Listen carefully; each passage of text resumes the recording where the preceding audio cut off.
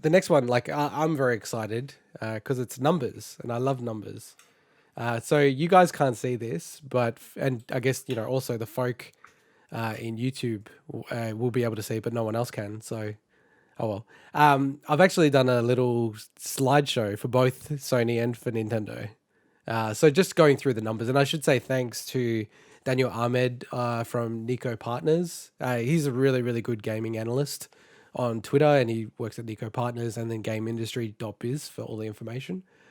So just quickly running through the numbers. So Sony actually shipped 4.5 million units of the PlayStation 5. And one thing that was really interesting in their financial data is that, yes, they did confirm that they're selling it at a loss. It doesn't seem to be at like an extreme loss as the PS3, and we'll touch on that in a second. The other one is that the PS4 also shipped 4.5 million units in the same corresponding quarter back in 2013. So they're one for one. And one thing you should say as well is that they launched the PS4, strangely, after like later in Japan. So that wasn't including the Japanese numbers. And they also have now said that the sell through for the PS4 is 115 million consoles, which is way, way, way higher than what anyone at all expected. And just like going through the numbers, like you get, the nice little hump chart that you normally would see in terms of like console sell throughs. As always, the PS4 really didn't sell very much this year, with the anticipation of the PS5. But you probably will still see it selling, multiple million copies this year.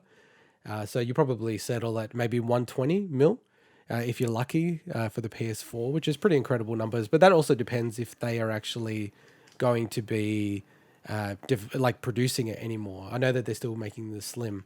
One thing I wanted to call out to stir you up, Swinny, and I thought it was interesting, is just PlayStation versus Xbox in terms of active users and how they're both going in Why their would strategy. that stir me up? I'm just Well, because you're a shill. You're a shill. No, but you don't. I had no interest in sales numbers ever. With I this know. stuff. But you're big I'm on the more console interested. wars. No, I'm not. I'm more interested in knowing, and we're covering this in the next story, how consoles sell within the same business, like Nintendo and Sony. Like what you're talking about, the PS4 versus PS5. That stuff's interesting to me. Not how many Switches are sold versus PS2s and stuff. I don't care about that stuff myself. So. Well, I've got that next. So thanks for setting that up for me, Swinny. Uh, so in terms of active PS network users, you've got 114 million. But one thing that PlayStation is really smashing it out of the park is with PlayStation Plus. The subscriber count is up to 47 mil now, up from 38 mil in the same quarter last year. So they've added almost 10 million subscribers in 1 year. And they haven't had a huge increase quarter on quarter. Like from the last quarter, you'd think, with all the benefits of PS5 with the back catalog, it didn't seem to have astronomically bumped that number up. But then again, there's only 4.5 million copies sold. Do you get like a month free when you get a new PS5 or something like that? No. Okay. All right. No. Huh.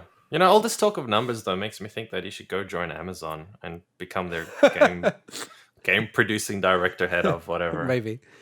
And then I just wanted to compare it to Xbox, what they're doing. So obviously PS Plus is much, much cheaper than Xbox Game Pass. But even with Game Pass, they're now up to 18 million subscribers.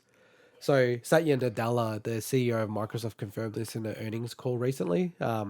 18 million subscribers is an amazing number, given how relatively new the platform is, and it increased by 3 million. So it's increasing by about 1 million a month at the moment, which is just nuts. Soon it will overtake the population of Australia. Yeah, that's true, actually. That's true. And then also they confirmed on the earnings call that Xbox Live has over 100 million monthly active users. So they don't really disclose how many Xbox Live users there are. It's just really around the monthly active users.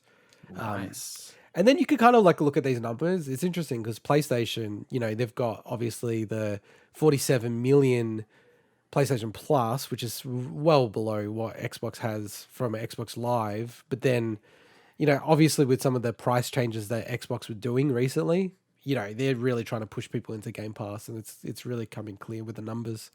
One one thing I wanted to capture was like, and I thought this was awesome, was every launch year, financial year that Sony has had for PS1, PS2, PS3, PS4, they've lost money. So what I mean by that is like literally, like the amount of money going out is more than the amount of money coming in.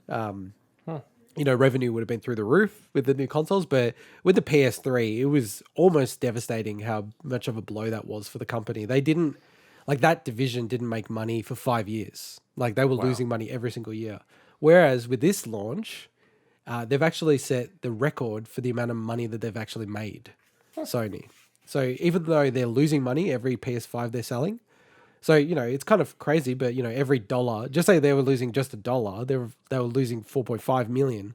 And then for every dollar, that's how much they're going to lose because of the amount that they've sold. But it's really driven, and this is the last chart here. It's really driven by the fact that they have shifted so much of their net sales into digital software, and then also DLC. So you've got like basically half of their net sales coming from digital sales. So either like games or DLC content, extra content, microtransactions.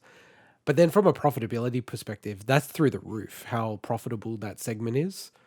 Like console like is about a quarter of their net sales, but they're losing money on all of those.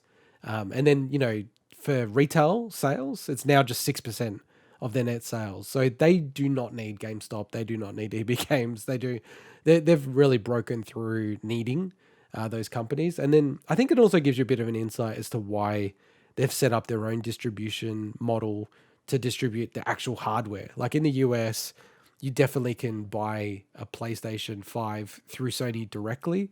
Can't do that in Australia, but you can definitely do that in the US. So yeah, that's my little prezzo on PlayStation 5 numbers. Were any of the numbers exciting to you guys? Well, there is one number I'd like to know, and that is when the hell can people actually buy the console? Give me a date. Because it's nice to see all these sales numbers, but not actually be able to buy one. Yeah, so like that's always going to be a struggle because with the chipsets, I think it's going to be really tight for the entire year because the thing is they're losing money on every single PS5, so they have no incentive to bid extra for the chips that they need. Whereas, phone manufacturers, laptop manufacturers, they are making profit everything that they're selling. So they've got more incentive to pay more for the chips and everything like that. Fair point. All I know is that Sony is probably going to make a lot of money this generation later on.